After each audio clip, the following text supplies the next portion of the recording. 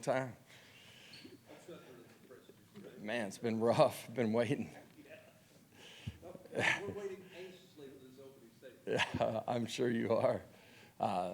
Good to have all of you here, first of all, but great to get on the grass here as we start spring ball. You guys have had really good winter. A bunch of new guys, 27 new guys, 23 freshmen inside of our program. A lot of young guys just, on our roster in general, and proud of what they've done. Just strength, conditioning, the build up, the lead up to spring ball, starting to get a grasp of what we're doing on the football side as well. Today's day one. As you would expect, great energy, but guys played hard too. There's going to be a bunch as we go back and watch the tape that it's the beginning part of the journey, and challenge those guys after practice, man. It's about consistent growth. It's about not making the same mistake twice and learning how to play the way that you have to, and that starts with effort, attitude, and playing tough, and we'll continue to grow on the smart side of it as we continue to go through spring, but in the lead up to kickoff as well. But really proud of what they've done in the beginning part. The first quarter of our off season here as we kick off the second with spring ball. Excited about where we're going. So I'll open it up. Some questions from y'all. Start with Adam. Josh, you've got George McIntyre out there. When you have a young quarterback like that in his first practice, a lot of information, a lot of pace. What's your advice to him about how to process all that early on? Yeah, it's just the beginning stages for a young quarterback. So, recognizing signals, how to communicate. It's at the line of scrimmage when we're in tempo. It's, dead ball situations, the huddle, the sideline, learning how to control and command all of those things. You work on that in the lead up, but once you get helmets on and we're out on the grass, it's a little bit different. Today did a really good job. Understanding structure of defense, where are you taking your eyes? That's pre-snap, post-snap, and then your fundamentals got to play into being consistent and giving yourself a chance to be accurate with the football once you make a sound decision. So, man, I just listed off a lot of things that got to happen. It's day one, like what he did today, but there's going to be a lot of growth here through spring ball. I always say this to our young guys, first time out on the practice field with us as you start spring ball, man, first 5 days, man, it's happening fast, right? The calls, formation recognition, the speed of the game, it's all faster. Second 5, you kind of find your groove, and if you're doing it right, by the time you get to the end of spring ball, you're a dramatically different football player than you were at the beginning. So just understanding that you just got to continually invest, and you'll reap the rewards as you go through the process.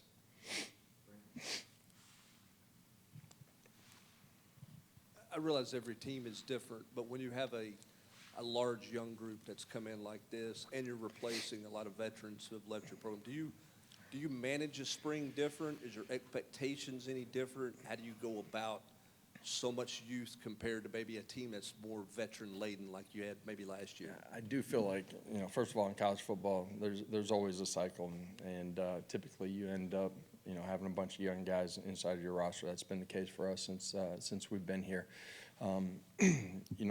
This group of young guys have been really mature. I'm talking about their approach, how they've handled, off-season workouts to, what daily life looks like as a college athlete. The extra things that they got to do to give themselves a chance to be prepared for day one out on the practice field, let alone what's coming as we continue to grow through the spring. It's been a really positive group. They've blended into the culture, the expectations of accountability and building trust, and how we attack everything that we're doing. They've handled that really well. There's a bunch of young guys on our roster, and when you go through spring ball, man, it's about fundamental development. It's about technique. It's about learning how to play from snap to whistle. It's learning how to reset from play to play. There's a ton of growth that has to happen, but we have a ton of growth that we got to take them through, and it starts with all of those things to get them to where they need to be. And we don't kick off until, I don't know what the date is, but September. There's a long journey that we got to go through, and they got to grow through that. Do you think young players are more prepared now than they were 4 or 5 years ago in terms of being able to come in and manage and handle it all? I don't know that I necessarily feel that way. I think the amount of mid-years, compared to a decade ago that you have, helps them, get comfortable and assimilate to what's going on as a collective group, versus, maybe 5 guys that were coming in at that time. It feels like they're with their class, which I think is a positive thing for them. The process that we go through during the winter, I think helps give them a chance to continually grow into the lead up of spring ball. Where day one, it is day one in helmets, but they feel like they're prepared for that moment too.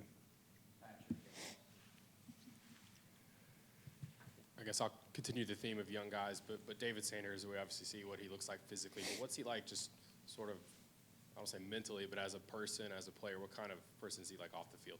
Man, super smart kid that very engaging, very personable. He's got a great family, cares about the guys around him. He's had great work habits since he arrived, continued to grow.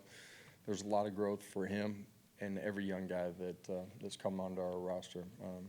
He's put on weight. He's got to continue to do that, continue to grow into his frame, but it's got great athleticism. Okay. I'll probably ask you for the second question after I answer the first one. So you go into year 5, and this is, the first time without Cooper Mays in front of this practice. How different is that? And then talk about maybe the build-up in recruiting that room, the growth in that room, and what that is in the field. Yeah, like what we've done inside of that room, the portal additions that have experienced some years in college football, body types that we like, both smart guys as far as their ability to process information at the O-line position. Excited, once we get to the pads, you tend to find out a whole lot more about the guys up front. It becomes real football, but really excited about them. The young players that we've added the last couple of cycles inside of that position room, really excited about their growth and development. Physically, there's still a lot of that left out there for them as we continue to go through our off season before we kick off or get to training camp. Excited to see them grow on the football field fundamentally in technique in the cycle of college football. We've been fortunate to have Coop and you mentioned Spragues for a long time. But that's the great thing about college football too is your roster changes, and it's exciting to have young guys that got to grow into it and take control and battle and fight and find out who's going to be ready to play at a championship level. You add Seth over the last knowing him for such a long time, knowing what he's going to do as a head coach, as a coordinator. Yeah. How big was that just to get that extra veteran set of eyes, voice, that kind of Yeah, always at the end of the day trying to make, just like you do in the recruiting process, make your roster as strong as you can, trying to do the same thing with your staff and the addition of Seth, but the other guys that we've hired. Really excited about the experience that they have, the success that they've all had. My relationship with Seth, I think makes it easy in the transition as far as, man, he's going to be straightforward with me and be able to bounce ideas off of me, just having sat in that chair as a head coach too. And so I'm excited about having him and the other guys here as we started spring ball.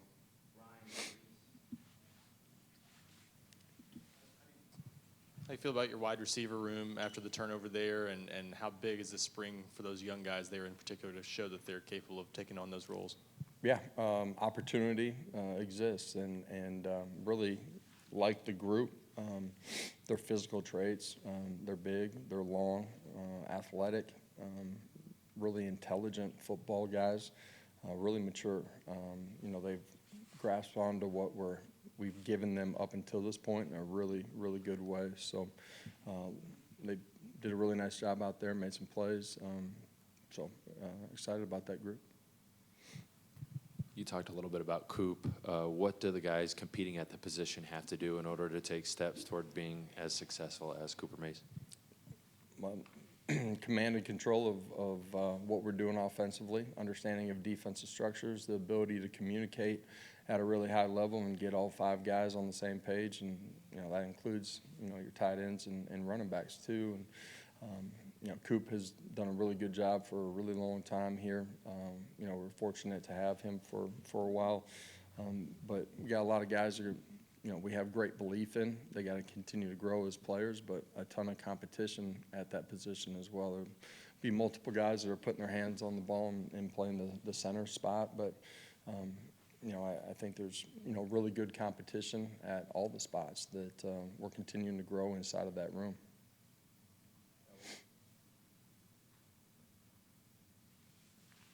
Teams across college football have changed spring games up for different reasons. Just what went into the decision to have a spring game in New England and the tradition? Yeah, it's not just the tradition of it. I do love the spring game opportunity for our fans to be here inside of the stadium, but it's usually a great environment on campus that day. I think it's important, in particular for our young players, to get a taste of what it's going to be like in the fall, to play in front of a crowd, big stadium. We open up on the road this year. You don't want that to be the first time that they've played in front of a bunch of people, and so that experience, I think it can create urgency, understanding what it's going to feel like as they, finish up spring ball, go into summer. End of the day, we got to accelerate their growth curve, and a spring game in those settings is a part of, accelerating their growth. What's the to-do list for Nico this spring? What do you have on the radar for him for the next step? Yeah, command and control of what we're doing offensively, better with his eyes, fundamental position to be accurate with the football, leadership. It's the checklist of playing the quarterback position. All of those things, he's got a chance to continue to get better at. Like a lot of what he did, there's some areas that, that I was just talking about that he can be better at. And as a quarterback, a big part of your job is creating urgency for the 10 guys around you to play at a really high level too. That leadership role, it's not just verbally, it's how you're accelerating the mindset and the growth of the guys around you. So all of those things play into what he has been working on and what he's got to continue to throughout the course of the offseason.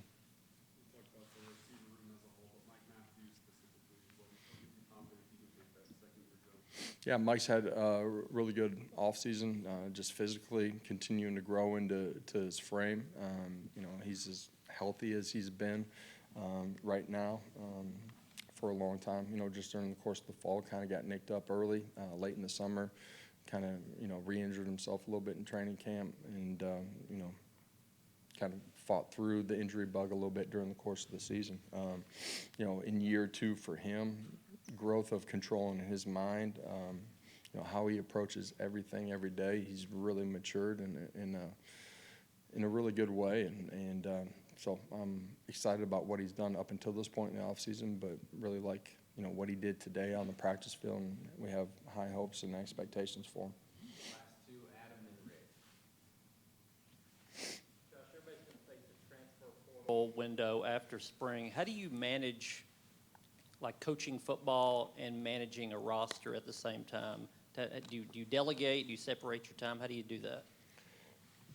Man, college football kind of has been this way. I don't know how many years now. It's been long enough that I can't count them. Like when we're doing ball, it's about ball, and you get to the back end of spring, portal opens up, and then you turn your attention to those things.